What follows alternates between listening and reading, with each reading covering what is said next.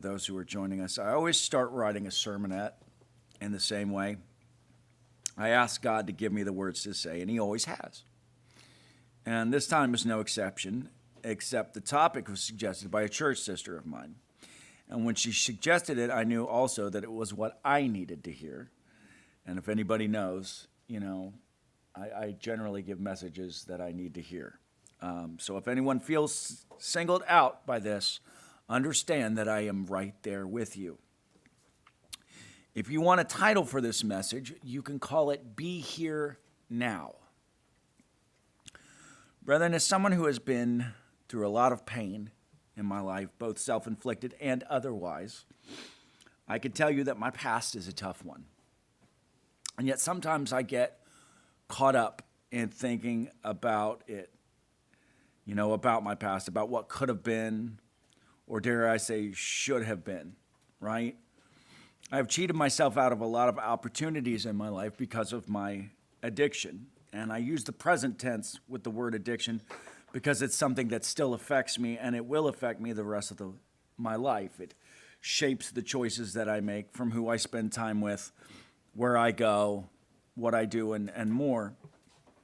But one of the lessons that my recovery has taught me is the importance of this present moment, the value of today. And as an addict in recovery and someone who's been diagnosed with mental health issues, I also find that there are times when I get anxious, worrying about the future. Brethren, today I want to give us some food for thought and maybe some tips we can use to stay in this present moment when the what-ifs and the maybes get to be a bit too much. For one thing, brethren, we need to remember that we have a calling that requires that we be active participants in the here and the now. Philippians 3:13 through 14. Philippians 3:13 through 14 reads, "Brothers, I do not consider that I have made it my own, but one thing I do, forgetting what lies behind and straining forward to what lies ahead, I press on toward the goal for the prize of the upward call of God in Christ Jesus." Ultimately, when we travel, right, if I'm going on a long road trip, I have to have a goal or a destination in mind, right? There's somewhere I'm consciously heading towards. Now, if I'm driving a car on that trip, long distance, I'm not likely to spend the entire trip looking in the rearview mirror and trying to drive the car in reverse. Eventually, I will hit some hazard that I wasn't able to see because I can only crane my neck around, so much. John 8, starting in verse 1 says, John 8, verse 1, "But Jesus went to the Mount of Olives. Early in the morning, he came again to the temple. All the people came to him, and he sat down and taught them. The scribes and the Pharisees brought a woman who had been caught in adultery, and placing her in the midst, they said to him, 'Teacher, this woman has been caught in the act of adultery. Now, in the law, Moses commanded us to stone such women, so what do you say?' This they said to test him, that they might have some charge to bring against him. Jesus bent down and wrote with his finger on the ground. And as they continued to ask him, he stood up and said to them, 'Let him who is without sin among you be the first to throw a stone at her.' And once more he bent down and wrote on the ground. But when they heard it, they went away one by one, beginning with the older ones. And Jesus was left alone with the woman standing before him. Jesus stood up and said to her, 'Woman, where are they? Has no one condemned you?' She said, 'No one, Lord.' And Jesus said, 'Neither do I condemn you. Go, and from now on sin no more.'" Notice that Jesus was not interested in this woman's past.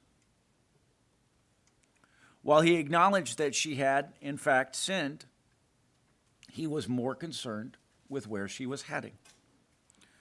So firstly, brethren, to stay in the here and now, we need to remember that we have a calling, that we have a destination in mind. Secondly, we need to remember that this race that we're running, it is not a sprint. It is a marathon. Hebrews 12, 1 through 2 says, "Therefore, since we are surrounded by so great a cloud of witnesses, let us also lay aside every weight and sin which clings so closely, and let us run with endurance the race that is set before us, looking to Jesus, the founder and perfecter of our faith, who for the joy that was set before him endured the cross, despising the shame, and is seated at the right hand of the throne of God." Ultimately, brethren, any race or any journey begins with a single step, and then another, and another. 2 Corinthians chapter 4, 2 Corinthians chapter 4, 16 through 18 reads, "So we do not lose heart. Though our outer self is wasting away, our inner self is being renewed day by day. For this light momentary affliction is preparing for us an eternal weight of glory beyond all comparison, as we look not to the things that are seen, are transient, but the things that are unseen are eternal." Notice that it says we are being renewed day by day.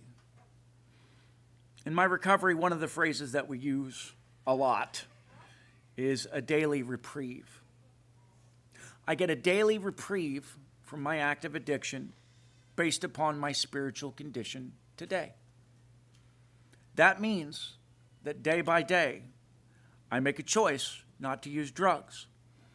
And then as a result of that choice, I make sure I take active steps to encourage that choice's fruition. I pray, I meditate, I call my sponsor, I go to meetings. The question I have to ask myself every day is, what am I going to do today? Will the things that I did yesterday keep me clean today? No. No, they won't.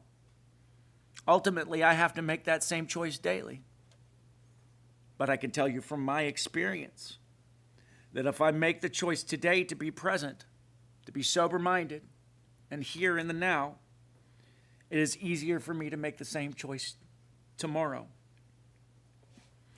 Brethren, no matter how tempting the past is or how anxious my future, ultimately I am bound by time and space to the present moment. I can't change what has been. I can only continue to move forward. So like I said, I need to take a deep breath and remember that I'm in this for the long haul. Lastly, brethren, one of the most important things recovery has taught me about being present is gratitude. Brethren, this may come as a shock to you, but gratitude is not my natural default state. I know, shocking, right? I must actively work at being grateful. It wasn't until I got clear of my active addiction that I was even able to see just how ungrateful I was.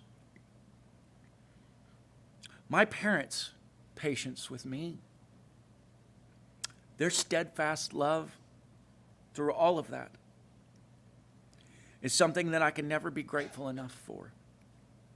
So, I show my gratitude by staying clean. Brethren, I mention this because this is just a smaller metaphor for our larger journey. Brethren, there will be times when we stumble, when we trip, and what then? Well, our answer is clear in 1 John 2. It says, "My little children, I am writing these things to you so that you may not sin. But if anyone does sin, we have an advocate with the Father, Jesus Christ the righteous." When I was a kid, this was back in the worldwide days, we had a little track meet for the kids. And all us kids lined up, and I'm out there. I started, and he said, go, and I start running, and I'm running, and I'm running, and I'm running, and I'm running, and I keep going, but at some point my shoes don't. And I literally, brethren, ran right out of my shoes. And I bring this up because if memory serves, I was actually winning that race. I was. But when I stumbled and I ran out of my shoes, I looked back. I had that moment of acknowledging what I had done. And because of that, I came in third place.